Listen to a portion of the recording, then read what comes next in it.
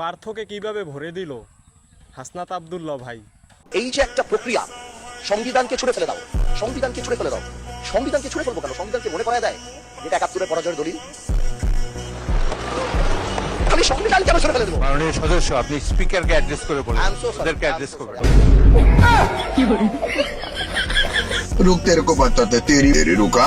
মাননীয় স্পিকার, গণতন্ত্রের জন্য যে আপোষহীন লড়াই করে গিয়েছেন বেগম জিয়া, উনি বলেছিলেন যেদিন জনতার সরকার প্রতিষ্ঠিত হবে, যেদিন এই পার্লামেন্ট জনতার সরকারের কাছে যাবে, এদিন এই সংবিধানকে ছুঁড়ে ফেলা হবে। এই সংবিধান ছুঁড়ে ফেলার সাথে স্বাধীনতা যুদ্ধাপরাধীর অ্যালাইন করার যেটার হাততালি তারা দিয়েছেন, সেটির মধ্য দিয়ে বেগম জিয়াকে তারা মূলত হচ্ছে অপমান করেছেন কিনা তারা সেটা ভেবে দেখবেন। যদি এই সংবিধানকে বাইবেল ধরে নেই, এই সংবিধানকে যদি গসপেল ধরে নেই, তাহলে মাননীয় স্পিকার সেদিন বেগম জিয়া জেল থেকে বের হতে পারেন না। মাননীয় স্পিকার সেদিন বেগম জিয়া জেল থেকে বের হয়েছিল অভ্যুত্থানের জনরায়ের ভিত্তিতে। মাননীয় স্পিকার, গ্রামের ভাষায় কথা আছে, বলতে চাই না, যে গান পার হইলে মাঝি বন্ধুরা ভাই, ছাত্ররা, আপনাদের নেতাকর্মীরা গত ১৭ বছর ধান খেতে পাইতে হয়েছে। মহাসচিব কান্না করে বলেছে তাদের নেতাকর্মীরা ঢাকায় এসে রিক্সা চালিয়ে জীবন নির্বাহ করত।